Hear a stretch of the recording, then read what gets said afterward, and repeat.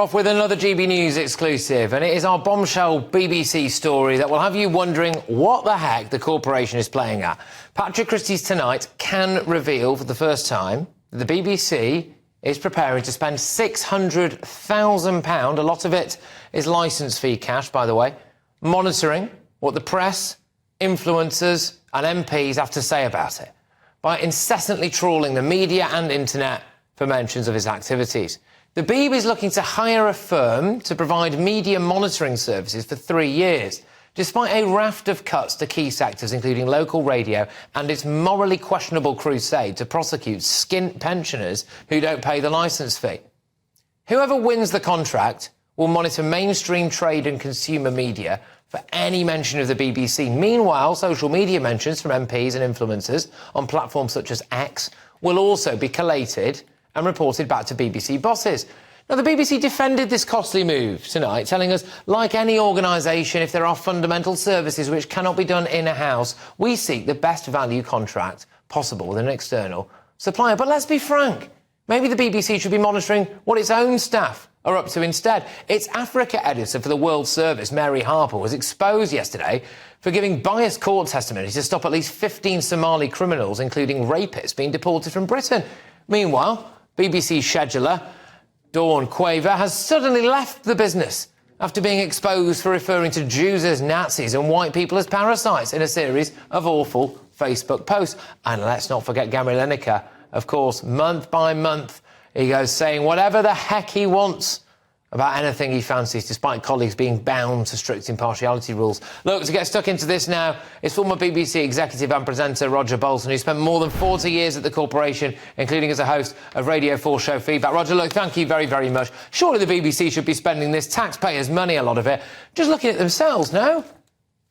Well, I must say that was one of the most impartial and objective introductions. I'd like to congratulate you on that, the way in which you fairly represented the situation. I'm not publicly funded, Roger. I'm not publicly funded. You know what I'm doing? I'm holding up a mirror to the vast majority of my viewers, but carry on.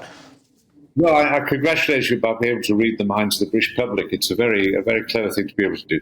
Look, the £600,000, as far as I understand it, is over 4 years and is the maximum sum. If the BBC didn't bother to find out what people thought about it and to listen to alternative opinions, people like you would be saying, look, they're in an ivory tower, they don't care what people think. So they're damned if they do, they're damned if they won't. And there's a campaign at the moment going on, the Daily Telegraph, the Daily Mail, and dare I say your organisation, to pick up any story which is critical about the BBC. It's a massive organisation, has massive output. And it has massive influence, Roger. And when it does things like refuses to call Hamas terrorists and also employs people who have got Holocaust denial views, etc., that's a massive problem, isn't it? Hold on, they've got about 20,000 employees. The person who referred to the anti-Semitic tweets, which were utterly disgraceful, was, I think, a scheduler not involved in programme making. She's left immediately, and I'm sure she's been fired. Rightly. If you employ 20,000 people and you employ them from different range of backgrounds, you don't know what all of them do on social media. The moment you find out something like that, you make sure they go. When you look at the BBC's Africa editor, that is more disturbing. And that needs investigation, I agree. But the attempt to say that because one or two or three cases happen, the whole BBC is biased or whatever is ridiculous. I'm just wondering about where... I'm not wondering about...